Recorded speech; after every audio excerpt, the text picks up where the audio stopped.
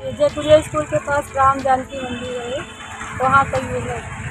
वहाँ वो लोग गलत काम हमेशा करते थे। एक दिन हमने रोका तो उन लोगों ने मेरे साथ ही गलत काम किया। नवमी के दिन उन्होंने मुझे कुछ ऐसी चीज़ खिला दिया, हम सो गए थे। आश्रम वो जगह जहां पर आप ईश्वर की भक्ति में लीन होने के लिए जाते हैं। आश्रम वो जगह जहां पर आप अपनी मन की शुद्धि के लिए जाते हैं। लेकिन क्या हो अगर हम आपको बताएं कि प्रदेश की राजधानी लखनऊ में एक ऐसा आश्रम है जहां पर एक 55 साल की महिला ने वहां पर मौजूद लोगों पर गैंगरेप का आरोप लगाया है। मानेंगे क्या?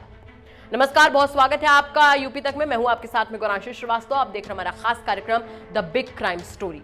द बिग क्राइम स्टोरी में कहानी आज लखनऊ के एक ऐसे आश्रम की जहां पर एक 55 साल की महिला ने गैंगरेप का आरोप लगाया। गैंगरेप का आरोप लगाते हुए उसने तमाम नाम भी गिनवाए। उसका साफ तौर पर कहना था कि वो एक अपनी परिचित के चलते, उसके कहने के चलते आश्रम में आई थी, भक्ति में लीन रहती थी। उसने ये तक बताया कि उसने मां दुर्गा का कलश रखा था, लेकिन उसके साथ में गलत काम किया जाता है। और जब वो इसकी जानकारी वहां पर मौजूद बड़े महंतों को देती है तो उसने एक बड़ी बात कही जो वाकई होश फाख्ता कर देने वाली थी। अगर ये महिला आरोप लगा रही है और इन आरोपों में जरा सी भी सच्चाई है तो इस पर सवालिया निशान खड़े होने लाजमी है।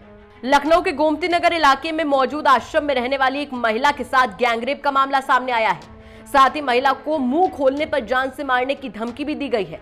पीड़िता की तहरीर पर पुलिस ने मामला दर्ज करके जांच शुरू कर दी है।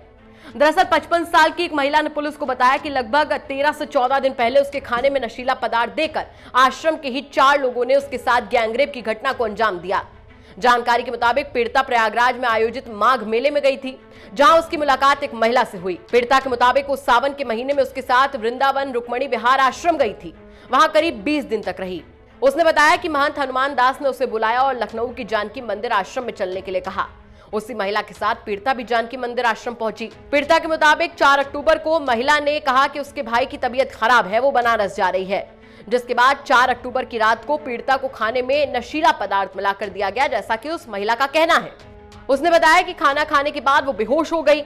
जब उसे होश आया तो उसके कपड़े शरीर पर नहीं थे, वो खड़ी भी नहीं हो पा रही थी, जिसके बाद पीड़िता थाने पर पहुंचकर अपनी आप बीती सुनाती नजर आई और उसने दुर्वासा, छोटे मौनी, बड़े मौनी, मनमोहन दास पर गैंगरेप का आरोप लगाया। इन तमाम नामों के साथ में महिला का साफ तौर पर कहना था कि उसके साथ में दरिंदगी की गई है।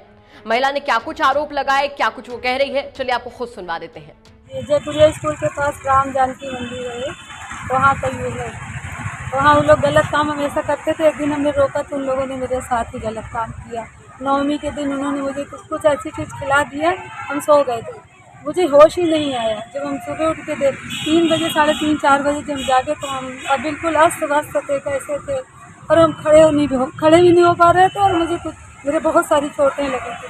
फिर उन लोगों ने, जब हम चिल्लाने लगे, गुरुजी मेरे साथ ये क्या करवाया, ऐसा क्योंकि आप लोगों ने क्या बिगाड़ा था हमने आपको, तो जो बूढ़े वाले गुरुजी सब लोग इकट्ठा होकर वहाँ आ गए और चिल्लाने लगे। तो हमने कहा गुरुजी एक तो गलत करवाया आप, दूसरी हमको चिल्ला रहे थे आप, ये कोई आपने मेरा शोषण करवाया।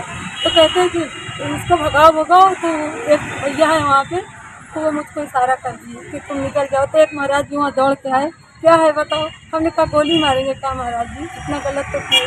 फिर वो ऐसे कहती हम बाहर आंगन में निकले, आंगन में निकल के और बाहर भाग निकले, गेट से बाहर हो गए। फिर उन्होंने मेरा सामान सारा पार्क में फेंकवा दिया कि नवमी के दिन रात के 10वीं की सुबह हुआ। इसमें कौन कौन लोग शामिल थे? तो वहाँ पे जितने लोग थे, जो भी उनका नाम बताइए। बड़े मौनी, छोटे मौनी, दुर्वासा और मोहन दास, और ये सब बहुत लोग थे। आपके साथ लगभग कितने लोगों ने शोषण किया? हम जान नहीं पाए, हमको तो होश भी नहीं था, लेकिन जो दशा मेरी थी लगता था 4-6 लोगों ने ऐसा किया होगा। आपने गोमती नगर थाने में इस प्रकरण को लेकर आवाज उठाई, इस पर क्या कार्रवाई की? जब थाने में आई तो लोग पहले से यहाँ बैठे थे। जब मैं सुबह थाने में देर से अपना सामान गार्ड को तका करके पार्क में पढ़ा था, उसी पार्क में सबसे पूछ ली कि कल पार्क के गार्ड ने मुझे खाना कल खिलाया था, कल भी खिलाया था खाना, ले आके रोटी दी।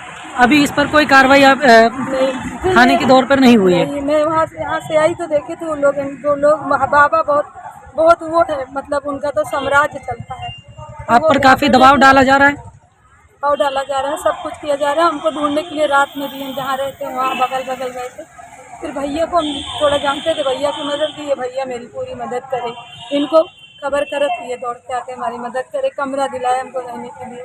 और फिर उसके बाद से हम लोग दौड़ते रह गए। हम तो भैया बाहर चले गए थे और हम यहाँ करते क्या जी, हमारे सुनाई नहीं हो रही।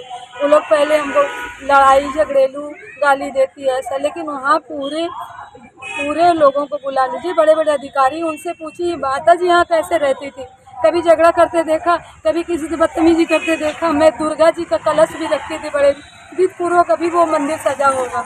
मैं इतने अच्छे ढंग से पूजा करती, सब लोगों की जाप पूजा करवाती। इन लोगों में कई लोगों ने शोषण किया मेरा, कई लोगों ने किया। आप जरा सोच कर देखिए कि ये जो महिला तमाम आरोप लगा रही है ये कितने गंभीर हैं। ये उन लोगों पर आरोप लगाए जा रहे हैं जिनको लोग पूजते हैं। ये उन लोगों पर आरोप लगाए जा रहे हैं जिनके पथ पर चलने के लिए लोगों को प्रेरित किया जाता है। घटना की जांच की जा रही है। पुलिस का भी साफ तौर पर कहना है कि इस पर लगातार जांच जारी है, लेकिन सवाल ये खड़ा होता है कि ऐसी पवित्र जगह पर ऐसे आरोप लगने के बाद में सवाल उठने तो लाजमी है। सवाल यहां पर यह उठता है कि आखिर कैसे इतनी पवित्र जगह पर इस तरीके के आरोप लग रहे हैं। अगर सवाल यहां पर यह भी उठता है कि महिला के आरोपों में तनिक भी सच्चाई है तो वहां पर क्या कुछ अब आगे एक्शन लिया जाएगा। सवाल यहाँ ये खड़ा होता है कि वो जगह जहां पर ईश्वर की भक्ति में लीन होने के लिए लोग आते हैं, अगर उस जगह पर ऐसे आरोप लगेंगे तो कहीं ना कहीं ऐसे आश्रमों पर से लोगों का विश्वास उठता जाएगा। सच्चाई क्या है ये तो सामने आ ही जाएगा, लेकिन आरोप बहुत ज्यादा गंभीर है और इसको लेकर पूरे प्रदेश में तहलका मचा हुआ है।